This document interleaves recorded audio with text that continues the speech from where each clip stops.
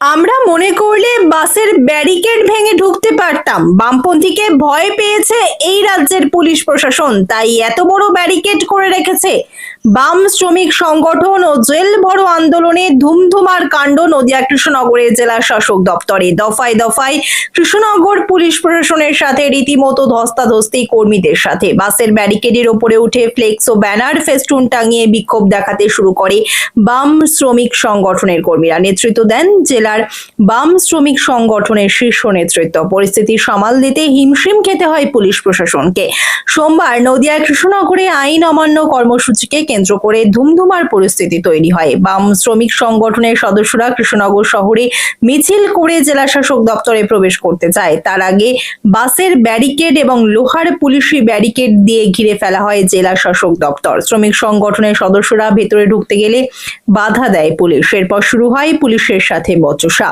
মূলত দেশ বাঁচাও, দেশবাসীকে বাঁচাও, জেল ভরো এই দাবিকে সামনে রেখে এদিন আইন অমান্যর ডাক দেয় বামপন্থী শ্রমিক সংগঠন। আর যাকে কেন্দ্র করে শুরু হয় তুলকালাম পরিস্থিতি। যদিও পরবর্তীতে পরিস্থিতি অনেকটাই শান্ত করতে পারে পুলিশ প্রশাসন। চিত্র সাংবাদিক এডিটর রূপম, সানভি নিউজ বাংলা, মানুষের পাশে, মানুষের সাথে।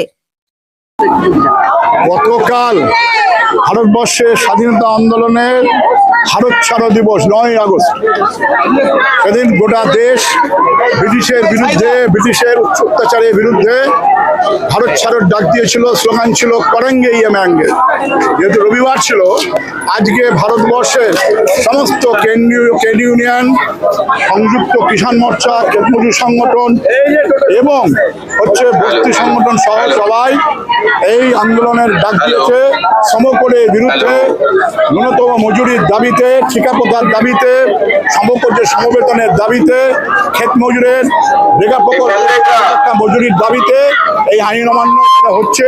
হাজার হাজার মানুষ, নদিয়া জেলার বদরে খাটা মানুষ, রেলের হকার যে উচ্ছেদ হয়েছে সপরিবার এসছে, বস্তিবাসী যাকে তৃণমূলে বিজেপি সরকার উচ্ছেদ করেছে সে এসছে, নির্মাণ শ্রমিক, বিড়ি শ্রমিক, ICDS, mid day meal, para teacher, আশা কর্মী, ক্ষেত মজুর, প্রান্তিক চাষি, একেবারে ভাগ চাষি থেকে শুরু করে বড় কৃষক, সবাই তার নিজ নিজ দাবিতে এখানে এসেছে। এখানে আপনারা দেখেছেন শুভেন্দুর সরকার, বিজেপির সরকার, ডবল ইঞ্জিনের সরকার এই মানুষের আন্দোলনকে ব্যাহত করছে, আইন অমান্য হচ্ছে। আপনারা দেখেছেন হাজার হাজার মানুষের অংশগ্রহণের মধ্যে দিয়ে।